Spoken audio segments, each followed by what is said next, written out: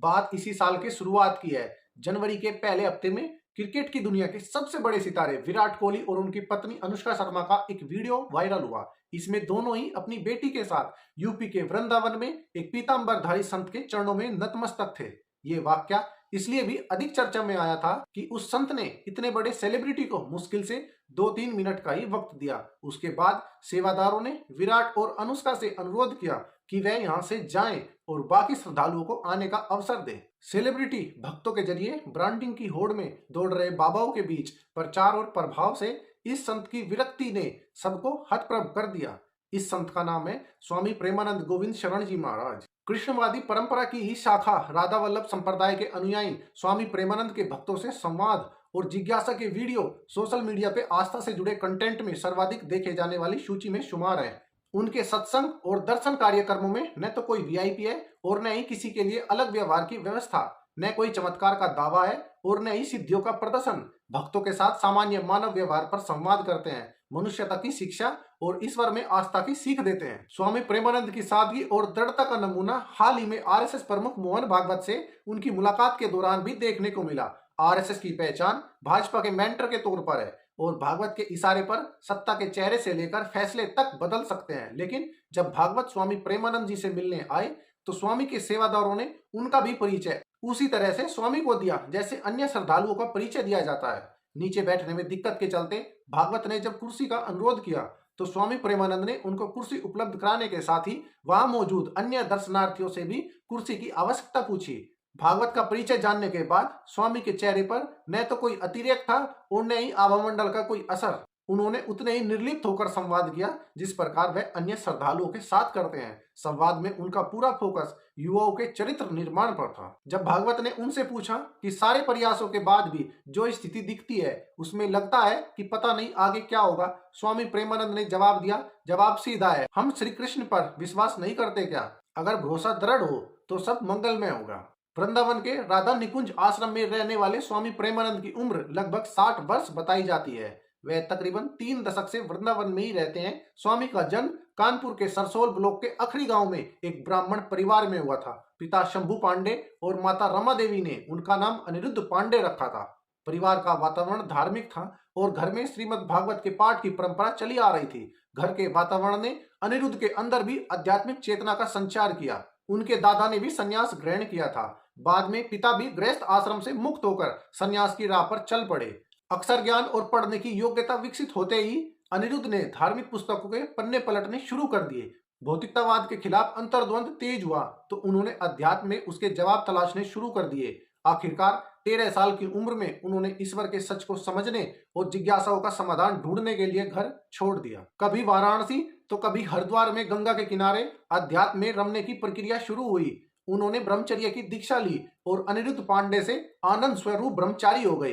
कुछ वर्षों बाद संन्यास ग्रहण किया और उन्हें स्वामी आनंद आश्रम के रूप में नया नाम मिला। शिव की उपासना में लीन स्वामी आनंद ने भोग और भौतिकता से दूरी बनाई और उतना ही प्राप्त करने पर ध्यान लगाया जो जीवन बने रहने की न्यूनतम आवश्यकता पूरी कर सके। कहा जाता है वाराणसी में शिव उपासना के दौरान उन्हें एक संत ने वृंदावन जाकर राधा कृष्ण रासलीला देखने के लिए प्रेरित किया। करीब 1 महीने तक रासलीला देखने और उसकी परंपराओं को समझते समझते वे उसमें रम गए। वृंदावन की परिक्रमा और बांके बिहारी के दर्शन की नियमित दिनचर्या के बीच उन्हें किसी ने श्री राधा वल्लभ मंदिर जाने की सलाह दी। नियमित दर्शन के दौरान वहां के पुजारी मोहित मराल गोस्वामी का ध्यान उनकी ओर गया और उन्होंने श्री हरिवंश के नाम का जप करने का सुझाव दिया। उनके बारे में जानने की जिज्ञासा और बढ़ी तो गोस्वामी ने उन्हें राधा वल्लभ होने को कहा। राधा वल्लभ संप्रदाय वैष्णव संप्रदाय का ही एक हिस्सा है जिसकी स्थापना 1535 में संत हरिवंश महाप्रभु ने की थी।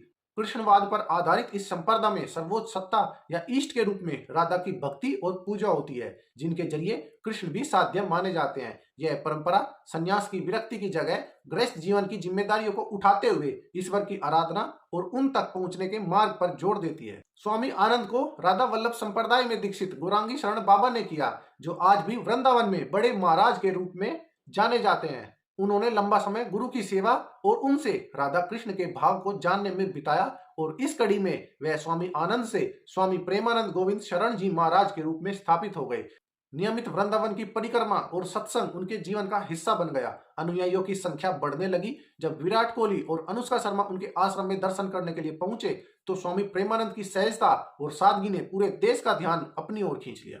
इसके बाद उनको सुनने और गुनने वालों की संख्या भी बढ़ने लगी। स्वामी प्रेमानंद का YouTube पर एक चैनल है जिस पर नियमित तौर पर उनके सत्संग और संवाद के वीडियो जारी होते हैं। 1.5-2 दशक से वह किडनी की बीमारी से पीड़ित हैं। इससे किडनी में सिस्ट और गांठ बनने लगती है जो धीरे धीरे किडनी को पूरी तरह खराब कर देती है। इस बीमारी में इंसान की जल्द मौत हो जाती है, लेकिन स्वामी प्रेमानंद करीब 18 साल से इस बीमारी के साथ जीवित हैं। उनको नियमित डायलिसिस से गुजरना होता है। हालांकि वे अपने सत्संग और संवाद कार्यक्रम में इसे चमत्कार के तौर पर कभी पेश नहीं करते। एक बार एक श्रद्धालु ने अपनी किडनी की बीमारी का हवाला देते हुए ठीक होने का उपाय पूछा तो उन्होंने साफ कहा कि बीमार हो तो डॉक्टर को दिखाओ, इसमें मैं क्या कर सकता हूँ। मैं खुद ही आए दिन डायलिसिस कराने अस्पताल जाता हूँ। मैं तुमको ईश्वर की भक्ति और इस दर्द को सहन करने का मार्ग बता सकता हूँ। बीमारी के बाद उनकी दिनचर्या देर रात 2 बजे शुरू हो जाती है। नियमित परिक्रमा, सत्संग और आराधना का क्रम टूटता नहीं है। सिद्धि या चमत्कारों के दावों को नकारने और उससे परहेज के चलते स्वामी प्रेमानंद चर्चा में रहते हैं। वह कहते हैं कि सब लोग यह भ्रम छोड़ दे कि बाबा के दर्शन करने जा रहे हैं तो हमारा काम हो जाएगा। अगर उन कामों के लिए बाबागिरी होती तो हम भी वो काम करते। जो लोग हस्तरेखा देख भाग्य बताने का दावा करते हैं, पहले उन्हीं से पूछ लो क्या उन्होंने अपना भाग्य कभी देखा है। अगर उन्होंने अपने भाग्य की रेखा की जानकारी होती तो वह भाग्य सुधारने वाले होते, तो वह खुद अरबपति होते। यहाँ चौराहे पर 1-2 या फिर 4-5 रुपए के लिए बैठे हो। संत समागम, भगवान चिंतन और नाम जप असलियत में पहुंचने के लिए है। चमत्कार तुक्का है, नाटक है, माया है। हो सकता है कि तुम्हारे पुण्य का तुक्का लग गया है, काम हो गया है, इसके बाद तुम बाबा की वाह करने लगे। मैं इस बात में न विश्वास करता हूँ और न ही इसके लिए मेरे पास आना। स्वामी प्रेमानंद को उनके कई अनुयायियों ने अपनी किडनी देने की पेशकश की तो उन्होंने यह कहकर मना किया कि किसी के शरीर को कष्ट देकर मैं अपने जीवन को सुरक्षित नहीं कर सकता। मेरे इष्ट की इच्छा है तो मैं इसी बीमारी के साथ इतने वर्ष तक जीवित हूँ। उनकी इच्छा नहीं होगी तो किडनी बदलने के बाद भी एक दिन भी नहीं रह पाऊंगा। अब आप सभी इसके बारे में क्या सोचते हैं हमें कमेंट सेक्शन में जरूर बताएं और जाते जाते चैनल को सब्सक्राइब जरूर कर लीजिए। धन्यवाद।